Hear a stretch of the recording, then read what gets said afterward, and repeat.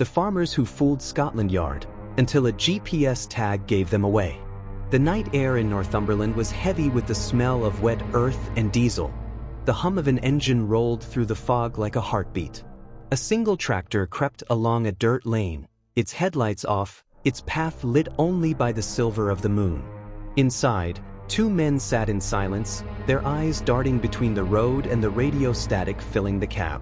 At first glance, they looked like ordinary farmers, calloused hands, muddy boots, faces carved by weather and work.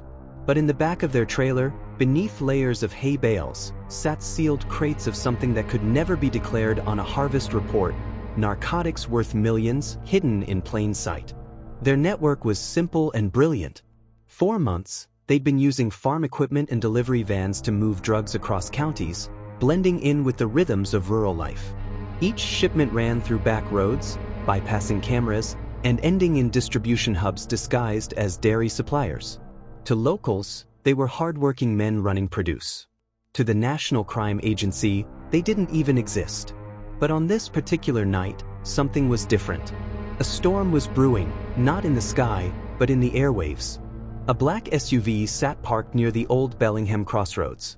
Inside, Detective Inspector Evelyn Carter watched her monitor flicker.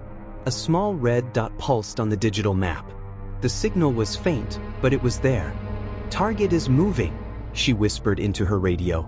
"Westbound, off the main road." 4 months, Carter had been chasing ghosts, crates that vanished from ports, cargo trucks that changed plates, records that led to dead ends. But now, thanks to a single GPS tag hidden deep inside one of the farm's fertilizer shipments, the game was changing. On the screen, the red dot turned down a dirt lane. She could almost hear the tractor through the static. Meanwhile, the farmers, brothers Tom and Liam Redding, had no idea the eyes of Scotland Yard were on them.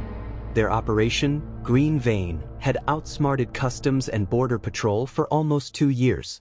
Liam, the younger brother, handled logistics, night routes, coded invoices, cash drops. Tom managed the farms, a network of rural outposts that stretched from Cumbria to County Durham. What no one knew was that the drugs they moved weren't imported through docks or tunnels. They were built into the agricultural trade itself, chemicals disguised as livestock supplements, delivered in bags marked feed mix. The perfect camouflage. But all perfect systems rot from within. It started with one betrayal. A courier named Dax Hollis went missing after delivering a shipment near Berwick. His van was found abandoned, the doors wide open, the radio still humming. At first, everyone assumed it was a rival gang. But when the Redding brothers checked his route logs, they noticed something strange. One of the deliveries had been duplicated in their records. Someone had copied their paperwork. Now, the brothers sat in that tractor, rolling through the fields, unaware that the fake entry wasn't a clerical error, it was bait. Back in London, Detective Carter watched as the signals stopped moving. The red dot blinked near a cluster of barns. "That's them," she said quietly. "They've stopped near the Redding property." A second team, miles away, received her order. Engines roared to life. Police convoys lit up the night, streaking through narrow lanes toward the coordinates. But as they approached, something went wrong. When the first car reached the barns, the lights flickered and went dark. Power lines had been cut. The convoy halted. In the silence, all they could hear was the soft rumble of machinery somewhere in the dark. Then came the realization: the GPS signal wasn't inside the barn. It was moving again. In the confusion, the Redding brothers had already switched vehicles, loading the crates onto a livestock truck idling behind the main shed. The GPS tag had been inside the tractor, not the cargo. From her SUV, Carter stared at the screen in disbelief. "They left the tagged tractor behind," she muttered. By the time police entered the property, the truck was gone. Only the tractor remained, and one thing more. In the cab, taped to the steering wheel, was a note. "You're following the wrong herd." Carter's jaw tightened. The Reddings had known. Someone in her team had leaked the tracker.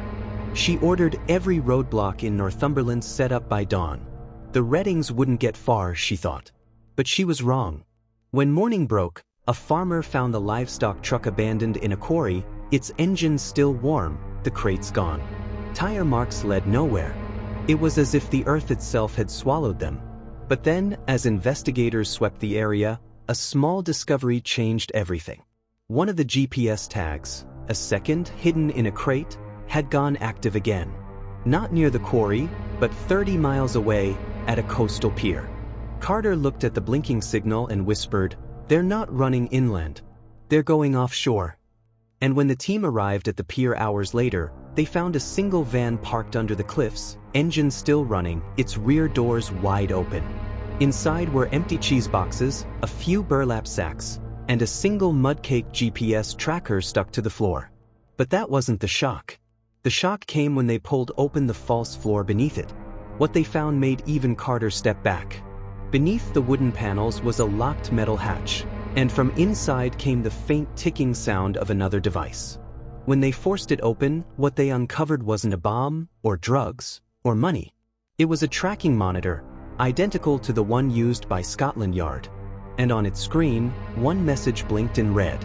"You're being watched too." The storm over the English coast had passed, but the tension that followed was far from over. At Scotland Yard, the operations room buzzed with static and cigarette smoke. Detective Evelyn Carter stood at the center, hands clasped behind her back, staring at the wall of monitors that replayed last night's footage. The quarry, the pier, the abandoned van, and that one cryptic message, "You're being watched too." Someone inside her department had compromised the investigation. The realization hit her harder than she wanted to admit. Every move the Redding brothers made, the police had mirrored, only to find empty fields, cold engines, and mocking notes left behind. It wasn't luck. It was precision. And it meant someone close was feeding them information. Meanwhile, the countryside seemed calm, almost peaceful. The fog rolled low across the farms, masking the truth beneath it. The Redding operation, hidden behind barns and silos, was back in motion. Liam Redding paced inside a hay storage unit, his phone pressed tight against his ear. "Yeah, we lost the tractor. Doesn't matter. They'll think we've scattered. Keep the rest moving." He ended the call and turned to his brother. Tom was sitting at a workbench, cleaning a hunting knife, his expression unreadable. "They tagged us," Liam said. "Someone's leaking to them." Tom didn't look up. "You think I don't know that? Whoever it is, they'll slip soon. Until then, we move quieter." He set the knife down, looked his brother dead in the eyes, and said, "No phones. No radios. Only handoffs." But silence doesn't stop mistakes. It just delays them. Across the county, one of their drivers, a man named Hollis's cousin Owen, was making his first solo run. The plan was simple: deliver crates to a warehouse near Durham, swap them with cheese shipments bound for London, and disappear before sunrise. But Owen wasn't built for pressure. His palms sweated as he reached the checkpoint. A police checkpoint. Blue lights flashed through the fog. 2 officers approached, asking for papers. Owen forced a smile, handing over his forged documents. They scanned them, nodded, and waved him through. But just as he started the engine, one officer stepped closer. "Mind if we take a quick look in the back?" Owen froze. That's when his phone buzzed. A text from an unknown number. "Keep driving. They won't check." He looked up. The officer hesitated, then waved him on. The text was right. But the real question was, who sent it? At Scotland Yard, Carter received an alert. The same license plate had been pinged by an ANPR camera 20 minutes earlier. She stared at the timestamp. That's impossible. That vehicle was cleared at the checkpoint. Something was deeply wrong. She pulled up the body cam footage from the officers who stopped Owen. For a few seconds, everything looked normal. But then she saw it. A figure standing in the distance behind the patrol car, wearing a police jacket, but the patch on the shoulder was reversed, mirrored. A fake. Carter's stomach turned. Someone was impersonating her officers. She called in an emergency brief. "They're inside our systems. Whoever's helping them isn't just feeding information, they're duplicating our protocols." Within hours, she had her team scouring every digital log, every authorization code. And that's when they found it. A GPS access request made under her own name, timestamped the night before the pier incident. But Carter had never made that request. "Someone cloned my credentials," she said quietly. Meanwhile, the Reddings were expanding. Their cheese distribution front, Lambert Foods, had been laundering millions through shell suppliers in Leeds, Manchester, and Bristol. Every delivery invoice was coded, every product batch number tied to a drug shipment. It was organized chaos disguised as commerce. But even perfect operations have pressure points. A supplier named Jane Porter, mid-40s, sharp and disillusioned, had been with Lambert Foods for years. She thought she was helping move special product lines for private buyers. When she discovered the crates weren't filled with cheese but pressed narcotics, she panicked. Instead of going to the police, she confronted Tom Redding. He didn't deny it. He smiled instead. "Jane, you're part of something that feeds more than mouths. It feeds futures." That night, Jane didn't go home. Her car was found parked by a bridge, keys still inside.